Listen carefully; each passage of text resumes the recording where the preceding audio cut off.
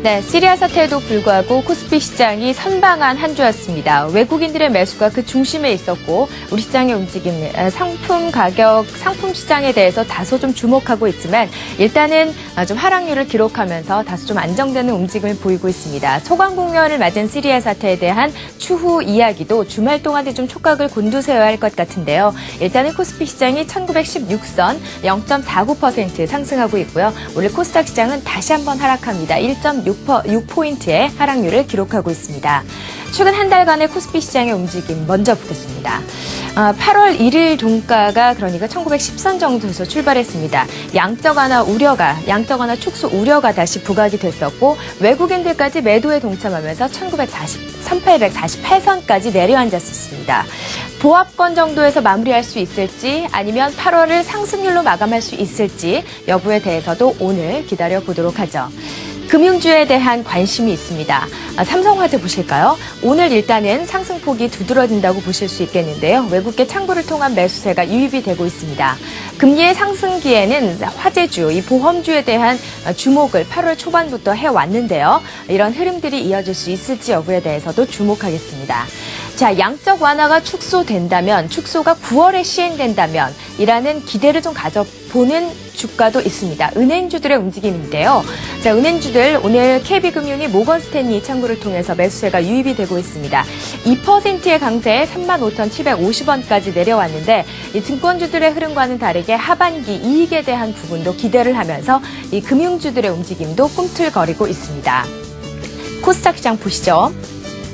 코스닥 시장은 이번 한 달 일단은 하락률로 마무리를 하게 될 것 같습니다. 낙폭이 워낙 크고 5% 정도의 조정을 받으면서 시장이 무기력한 움직임을 좀 보여줬는데요. 셀트리온을 먼저 보시겠습니다. 매각 이슈가 결정되기 전까지는 주가의 상승폭이 두드러지면서 66,000원대까지 올랐었죠. 최근에 그러니까 일주일 동안의 하락폭이 상당 부분 두드러지면서 오늘도 6%의 급락세를 보이고 있습니다. 코스닥 대장주의 움직임이 이러다 보니까 다소 투심 쪽에서도 좀 밀리고요. 외국인과 기관의 동반 매도 속에서 시장은 갈피를 잡지 못하고 있습니다. 루멘스 보시죠. 실적이 부진한 종목들도 있습니다. 2분기 실적이 상당히 부진한 소식을 전하고 있는데요. 오늘 우리투자증권에서는 목표가를 12,000원에서 11,000원대까지 내려잡고 있습니다. 3분기 실적도 부진하다고 하는데요. 하반기에 대한 기대감을 가질 수 없는 이런 종목들 일단은 좀 낙폭이 크다고 보시면 되겠습니다. 코스닥 시장의 하락률 오늘 어느 정도 만회할지 여부에 대해서도 지켜보도록 하죠. 시황센터였습니다. 네, 코스닥 시장 앞서서 이야기를 했는데 좀 포인트를 짚어보도록 하죠. 1부 이 시간 역시 동양증권의 서동구 부장과 함께하겠습니다. 안녕하세요. 네, 안녕하세요. 네, 앞서서 시황센터를 통해서 우리가 확인을 해본 것처럼 코스피는 그나마 선전을 하고 있는데 네. 코스닥은 상대적으로 약세를 보이고 있어요. 특히나 오늘 기관 같은 경우에는 아주 소폭의 순매수긴 하지만 최근에 기관과 외국인이 대규모로 계속해서 코스닥 시장을 팔자에 나서고 있거든요. 코스닥 그리고 중소형주 약세가 계속해서 이어질까요? 어떻게 보세요? 이번 주를 기점으로 해서 다음 주부터는 조금 개선되는 모습이 나타나지 않을까라는 그런 예상을 일단 해볼 수가 있습니다. 네. 코스닥 시장이 이렇게 우리 개인 투자자들이 특히 많이 집중하는 이러한 모습들을 보이는데 무기력한 모습을 보이면서 상당히 마음이 안 좋으실 것 같습니다. 몇 가지 요인이 있죠. 첫째는 전체 시장 자체를 놓고 봤을 때 어차피 주식이라는 것 자체가 위험 자산이긴 합니다만은 코스피에 비해서 코스닥 시장이 상대적으로 더 위험 자산이라는 것이죠. 이런 부분이 1차적으로 매매 주체들의 어떤 공감대가 형성이 되어 있는 게 아니냐라고 볼 수 있습니다. 두 번째로는 역시 수급이라는 측면이 가장 중요한 흐름인데요. 수급이라는 측면을 한번 우리가 잠깐 그동안의 상황들을 통해서 살펴보도록 하겠습니다. 네. 코스피 시장의 경우에는요. 지난 8월 14일부터 외국인들의 매수세가 지속이 되는 이러한 모습들이죠. 단 2거래일만 순매도를 보이면서 오늘도 순매수로 다시 반전되는 모습인데요. 반면에 코스닥의 경우에는 외국인 기관들의 동반 순매도와 더불어서 매수가 유입이 되더라도 제한된 매수라는 흐름들입니다.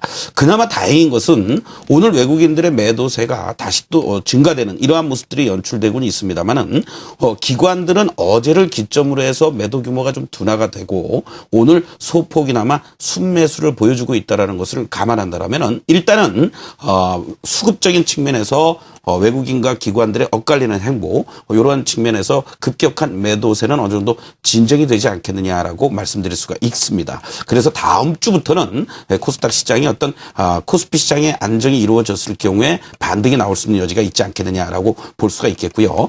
마지막으로 세 번째는 신뢰의 문제라고도 볼 수 있습니다. 네. 코스닥 시장의 시가총액 1위인 셀트리온 그리고 2위인 서울반도체가 각각의 이슈들을 갖고 있었다라는 얘기죠.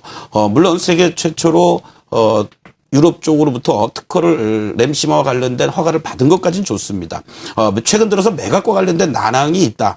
관계사에 대한 이러한 부분들이 연출이 되면서 서로 외국인 기관들이 엇갈리면서 매도와 매수를 반복하면서 주가가 단기간에 급락을 하는 이러한 모습들을 보여주었고요. 또 서울반도체의 경우에도 향후의 실적이라든가 이런 부분에 대한 기대감은 계속 살아있는 상황입니다만은 대주주의 대규모 매도라는 이러한 부분들이 또 한번 시장에 실망을 안겨주면서 기관 또는 외국인들의 매도세가 나왔다라는 거. 이러한 부분들이 전체 코스닥 시장에서의 대장주 역할을 해주었던 바이오 쪽에서의 셀트리온 또 IT 부품 쪽에서의 서울반도체 이 두 축이 신뢰의 문제로 인해서 흔들리다 보니까 전체적으로 어떤 시장에서 새로운 테마가 형성되지 못하고 매기의 집중도 나타나지 못하는 이러한 현상들의 후유증이 이번 주까지 계속 진행이 된 거다. 이래서 코스닥 시장이 상대적으로 더 코스피보다도 반등폭도 제한됐고 어떤 매기의 이동 현상도 나타나지 못하는 현상들이었다라고 말씀드릴 수 있습니다. 네, 일단 그래도 결론으로 보자면은 강한 매도 국면은 진정이 되면서 수급도 좀 개선이 되고 반등이 다음 주에는 나올 수도 있다라고 긍정적으로 보신 점이 마음에 안도감이 생깁니다.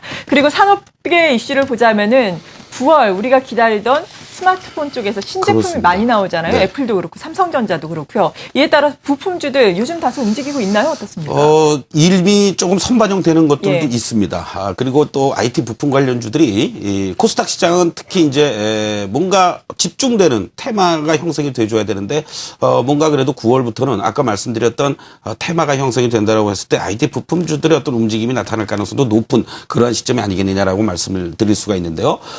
물론 LG전자의 G2가 순항을 하고 있다라는 이제 전망들이 나오고 있고 그리고 또 아이폰 매니아들 입장에서는 기다리던 아이폰 시리즈와 관련돼서 5라든가 그리고 또 저가 아이폰도 출시가 된다라는 거 이러한 부분들에 있어서 애플향 부품 관련주들의 어떤 움직임들이 먼저 지금 선반영이 좀 되고 있는 부분이 있고요. 다른 여타 IT 부품 관련주로도 매기들이 확산될 가능성이 있지 않겠느냐. 이렇게도 볼 수가 있습니다. 가격 밸류에이션 차원에서도 기대를 해볼 수가 있는데요.